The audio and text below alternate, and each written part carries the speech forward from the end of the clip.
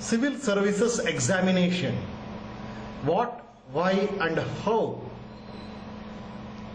IAS is seen as one of the most reputed careers in India. Every year, the Union Public Service Commission, UPSC, conduct the Civil Services Examination for making the recruitment to the various posts under the Indian administration like IAS, IPS, IFS and other allied services. The examination is conducted to recruit the administrators who are supposed to administer the different departments of the government machinery. Thus, UPSC expects the aspirants to have a wide knowledge base. The examination is conducted in 3 stages. The first stage is the Civil Services Preliminary Examination, which is generally conducted in the month of May every year. However, due to the general elections in April-May of 2014, it would be held in August 2014. The preliminary examination is conducted to test the basic understanding and awareness of the candidates. The exam consists of 2 papers. Paper 1 of General Studies, which includes Indian history, geography, polity, science and technology, economy and current affairs. Paper 2, the Civil Services Aptitude Test, CSAT, was introduced in 2012 and includes questions to test general aptitude of the candidates and include questions on reasoning, English comprehension, basic mathematics, decision making and data interpretations. IAS exam is open to any citizen of India who is between the 21 to 30 years of age for the general category. However, UPSC has come up with the notification giving relaxation in number of attempts and age eligibility of different candidates. There is no restriction on candidates for their educational background. The only criteria being the candidate must hold a degree of any of universities incorporated by an act of the central or state legislature in India. Tackling the preliminary examination, paper 1. The level of difficulty of the civil services preliminary examination is not too high. Generally, it is of the level that any person with basic awareness of the world around us can qualify. However, it is important to keep in mind that tackling the civil services preliminary examination requires a comprehensive understanding of the subjects covered by the examination.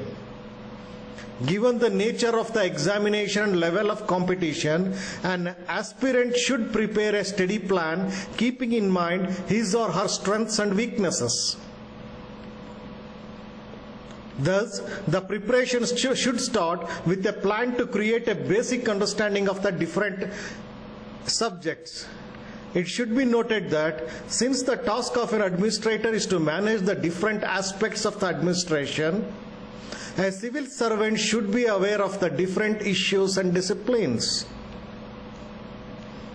Thus, the first task that comforts an aspirant is to understand the different subjects. The understanding should not limit to just mugging up the topics, but to understand the logic and learn the ideas behind it.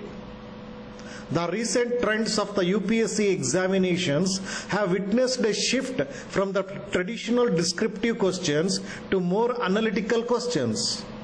Thus, UPSC has been trying to look out for the candidates who are able to link the different topics and make connections between them. Thus, the aspirant should study with an aim of understanding the underlying logic of the subject. A more logical approach in this regard is to select the subjects that the aspirant is comfortable with and then to move towards more complex topics. Possible strategy for science students. For a person with a science background, the preparation might start with geography. It is important that while studying any subjects, logical connections are established between the theory and practice. For example, while studying geography, study the theory and try to link it with the reality. This would help in keeping the facts in mind. Next, complete the subject and move to the other subject of interest. For instance, after geography, take history and then polity and then economy and so on. This systematic approach would help the candidate move ahead with a comprehensive knowledge base while ensuring the linkage between different subjects. Note, the idea given here is just an indicative. You must prepare as per your understanding and comfort level. Possible strategy for a commerce student. For this section, the preparation might start with an in-depth study of Indian economy and the latest trends.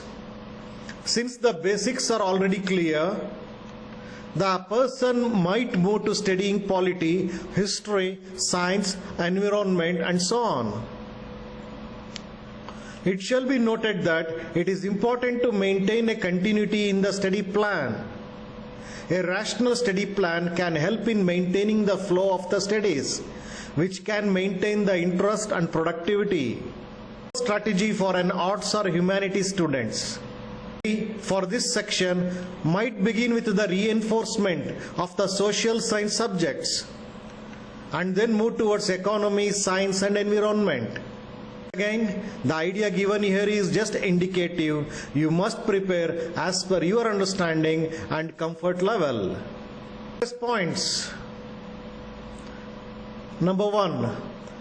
Don't try to mug up everything that is covered under the preliminary examination syllabus. Number 2, always maintain a proper link between the different subjects and topics. This will help you in the long run. Number 3, try to know your areas of strengths and weaknesses and prepare the study plan accordingly. Number 4, if something is too difficult to understand or too complex to grasp, don't stress yourself by overindulging in it. Rather, try to compensate for the topic by strengthening the other topics. Number 5, it might not be a rational to take risk by attempting the questions that you are not sure about. A more rational approach is to secure your place in the merit list and not taking risk of attempting all the answers. Number 6, paper 2 CSAT is more scoring as compared to the paper 1. Thus, the candidate should try to fetch maximum marks in the second paper.